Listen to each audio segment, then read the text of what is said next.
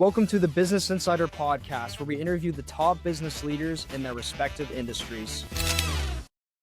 I'm excited to introduce today's special guest. We've got Tim Mcdermond here. He is the president and CEO of a business called Mast Labs, and they specialize in medical education and bioskills training facilities. Tim, thank you so much for coming on the podcast today. Thank you for having me. Absolutely. So as you know, I've got a bunch of questions lined up for you.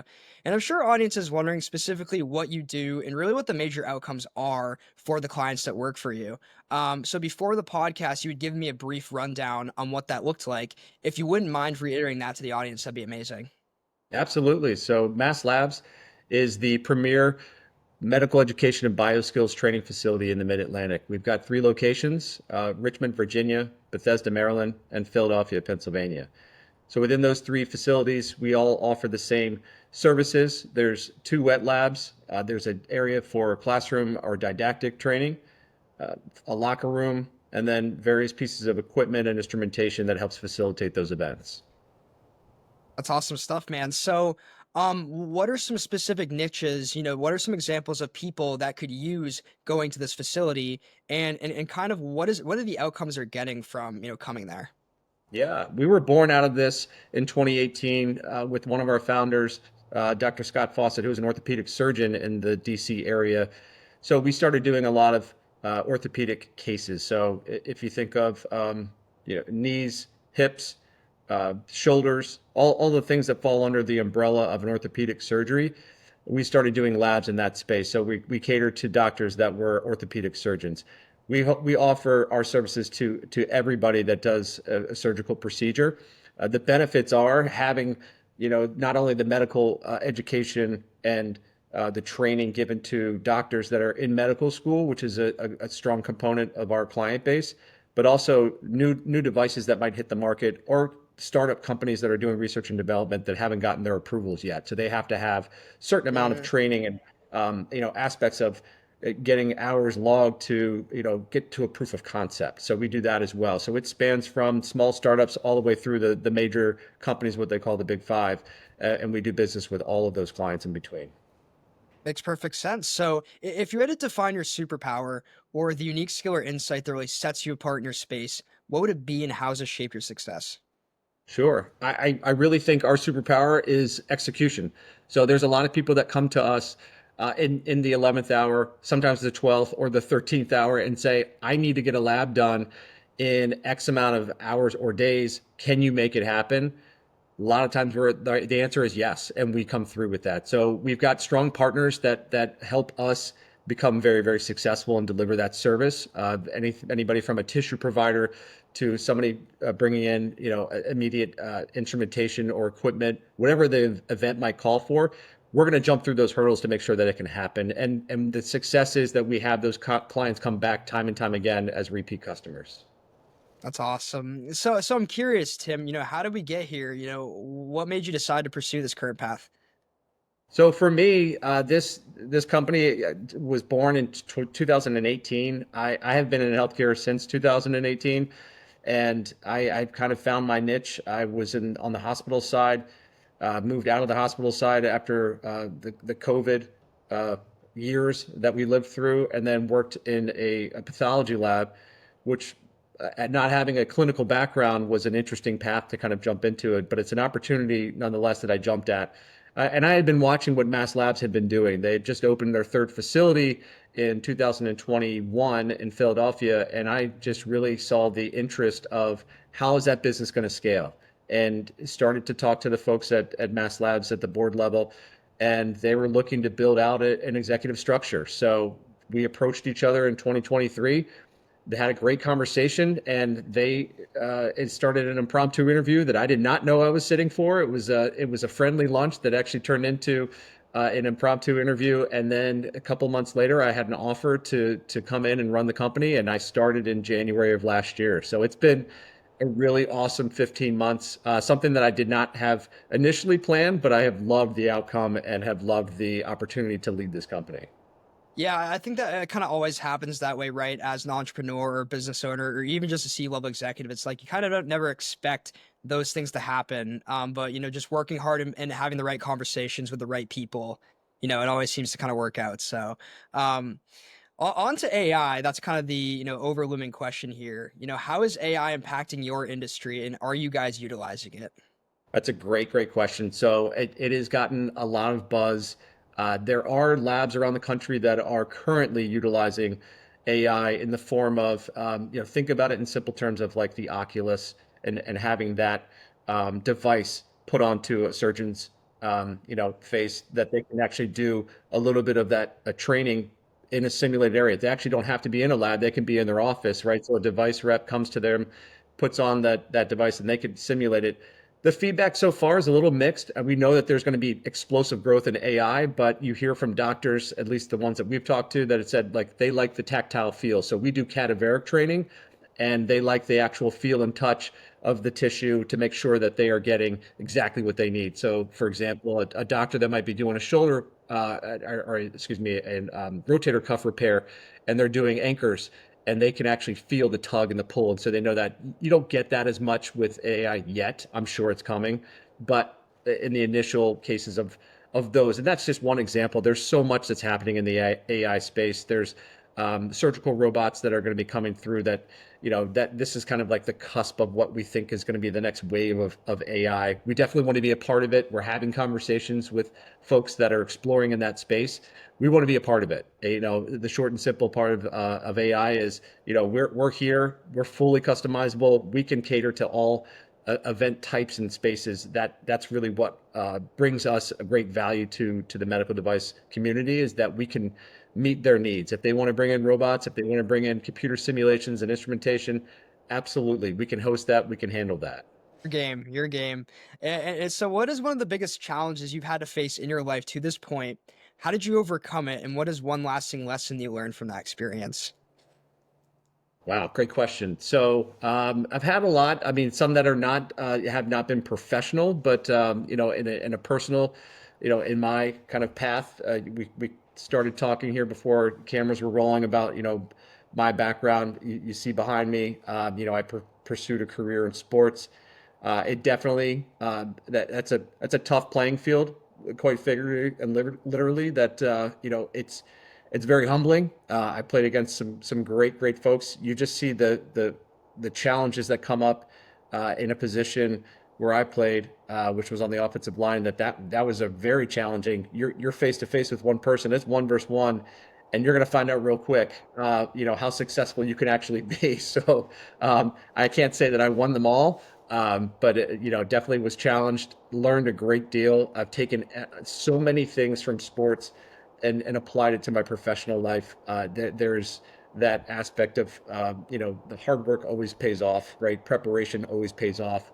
It's retooling. It's making sure that the hard work never goes unnoticed too. That if you don't do the work, don't expect the results. So I've always applied that to things in my professional career. That you know if I were to run up against something, and I have failed before, I've made decisions that weren't the greatest or the best ones, but I've learned from them. And one thing I learned early in my professional career was fail fast. That was one buzz phrase from a company that I worked for that was a fantastic at the time. It just sounded like a buzzword, and you said, fail fast. Well, what does that mean? Well, don't dwell on it. Learn from your mistakes, pick up and move on. And whether it was me kind of jumping at a career opportunity that I thought was great at the time, and it wasn't. It didn't meet my skill set. I thought that I was going to be great at it because I had the optimism that I was. I wasn't, and then I pivoted and moved. So don't dwell on it. Don't think that it's the end of everything. Pick yourself up. Fail fast and move on. And that's something that I've taken with me, over my entire career. Did you ever end up playing against, a future NFL player? Well, absolutely. So I had the very fortune of playing at the University of Georgia, and then the jersey behind me you see is University of Massachusetts. So at Georgia alone, there was 35 plus NFL players that I played with. Um, One that's in the Hall of Fame that I had the honor of going head to head against every day, which was as you being a Boston native, Richard Seymour, who played for the Patriots, won two. Oh, nice. Yeah, so Wow. I was a scout team player against Richard every day for 2 years, and that was definitely a humbling experience. He's a fantastic football player, and he is a very strong human being. He's all of 6'6", and he was he was a big somebody to block. So that great person, obviously well deserved, had an absolutely fantastic career, and I played with a lot of great teammates that ended up playing and having great careers in the NFL. Richard is obviously just one of them. There was again 30 plus that were at that Georgia, and then UMass had probably had three or four that made it to the NFL, and um, try to keep in touch with as many guys as I can. And yeah, it's just interesting to see how their paths shape the rest of their lives and their Wow. careers too. Yeah, no, it's really fascinating. I feel like that's such a rare experience that, not many people get to experience, like being on a college sports team. It's definitely very cool, and it's very high intensity, isn't it? It is, and that's the key tenets that you always hear about is the time management that you absolutely are forced to learn and adopt. The discipline for sure, and then the camaraderie. So I think personally, I'm selfish, but thinking that football is the greatest team sport that's out there. It's a sport that I played for so many years, and again, so many things that I took from playing sports into my professional career. The sense of team, the sense of awareness, hard work. Making sure that if your team members are, struggling, they help pick them up because, if you're not strong as one team, then you're not strong at all. And that's really something that I pride myself on as a leader is making sure my team feels supported, that they're working hard, but I'm also leading by example so that they see that I'm putting the work in too. It's not just a figurehead position. It's not something that, oh, he has this title. This is great. This is what he does. It's, he works just as hard as everybody else. He's leading by example, and that's something I really do firmly believe in. It creates a great culture, and it's something that I really want to make sure that emanates through our services. That people see like, wow, these guys are really buttoned up. They Right. have a great team, and it shines through. Yeah, for sure. Now, where do you see your industry going over the next 5 to 10 years? That's interesting because it comes up every 6+ months or so. You'll see an article that comes through. Obviously, in our world that we tend to pick up and read, it's either a LinkedIn article or something that's out on the internet, and you see that cadaveric training is changing. Cadaveric training might be going away because more devices are becoming, plastic models might be getting more and more use. You're never going to get away from the true, like I said before, the tactile feel that the doctors truly appreciate, cutting through tissue, making sure you can manipulate, your device within the human body. That's just, there's no other replacement for that. So we will evolve. It'll change. We might see dips in terms of volumes and what people need, but I don't think it ever will go away. It's been around for centuries, and honestly, we've posted a couple of articles. We've had some blogs on our website that have really touched on and explored that. It's really fascinating when you look back. It goes back to the Greeks and the Romans. I mean, that's how old it is, right? Science, obviously, in the exploration of the body and surgeries and all of that. The history of all of that is truly fascinating, and you see where our industry has evolved to today, and the advancements in these surgical robots or in the actual devices that are being used are really impactful. And I just don't see, us ever truly fading away. Again, it can mold, it'll change, but it'll be there, and we'll still have the need to service our clients. Yeah, for sure. And in your experience, what do you feel like is the biggest issue or problem in your industry, and what are you guys really doing to solve for that? So, the things that we kind of keep our ear to the ground. We listen to a lot of our reps that come through and trying to understand kind of what the pain points are, things that obviously we do not control. It sometimes draws down to the medical education budgets that are set in place by those companies. And sometimes it's at the bottom of their line items of spend for the year. And it said, okay, we're going to set aside this amount, but that's it. And for us, we love to make sure that they spend all of their, opportunities with us because we know that we can provide that great service for them and bring value to their events.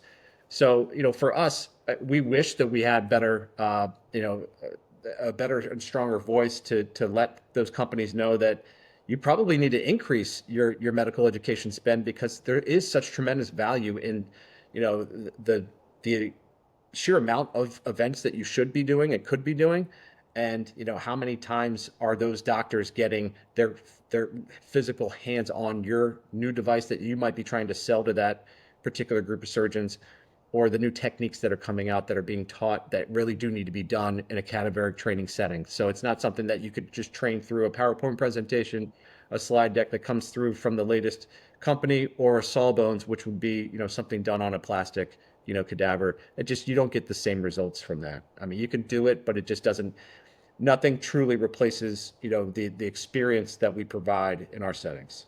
Yeah, hands-on at the end of the day is the most important, asset to have in this field. So makes Yeah, I mean, perfect who doesn't sense. want to have their doctor with hours and hours and hours of practice before you're going under Yeah, anesthesia to get something repaired or replaced? I know that I personally would love to know that that doctor has had hundreds of hours of experience and has done, that meniscus repair thousands of times before yeah, I've ever been, put under the knife. So that's and it does end up happening, but we want to make sure that we're a part of that conversation when that volume comes into play, that it should be done in facilities like ours with teams that are representing kind of what we call event coordinators and event hosts for those events. for sure.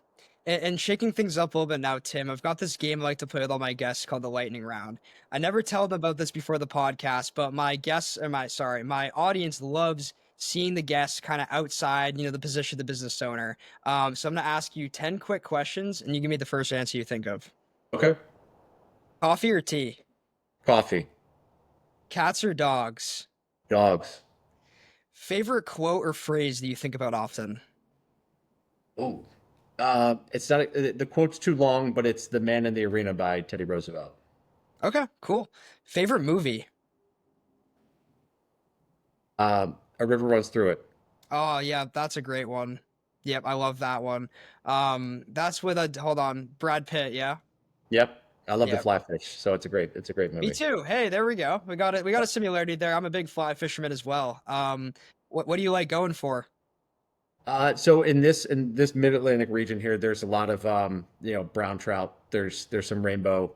They stock locally, and then I actually get up into the Delaware, up in like New York, Pennsylvania border, northern, like kind of near the Catskills, and there's a lot of great trout running through there too. So Nice. That's yeah, awesome, man. Have you ever been up to give me a second here. The Salmon River in New York?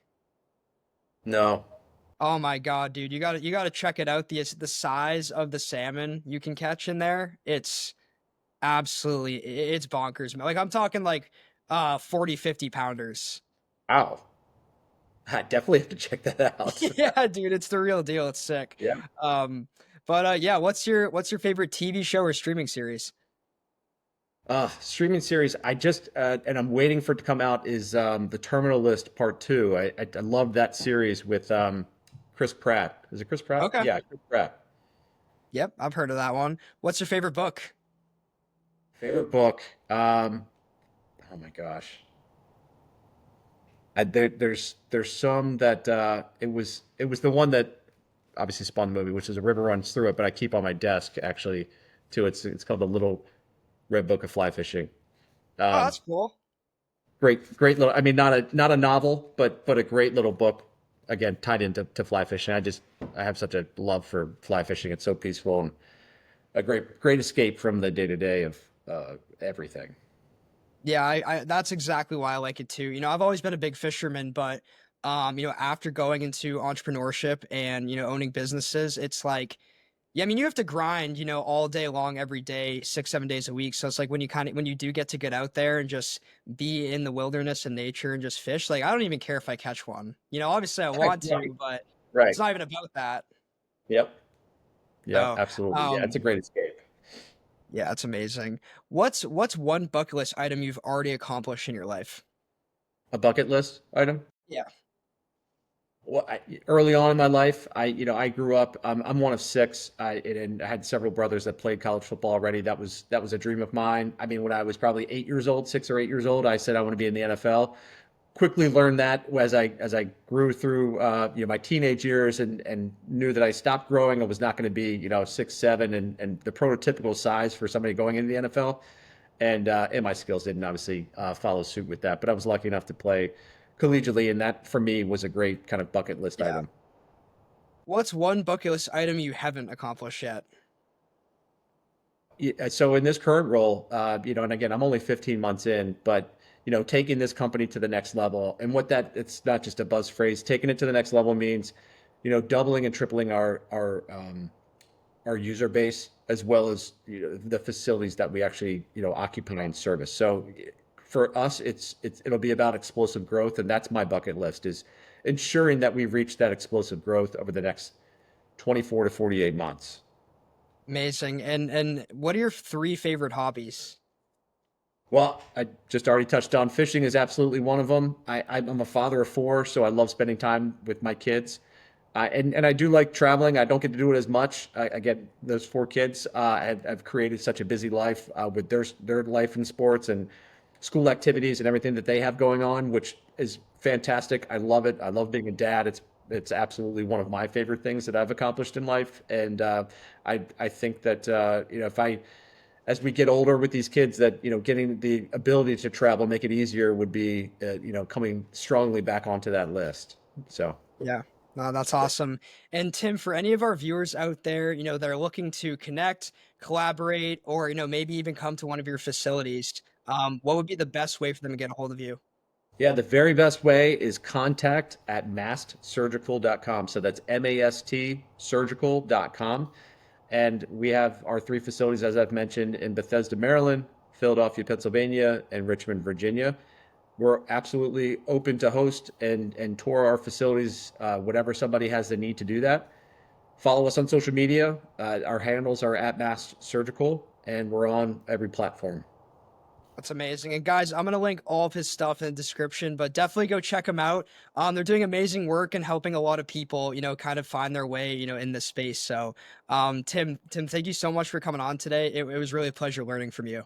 Absolutely. Thanks for having me. This has been great. Absolutely.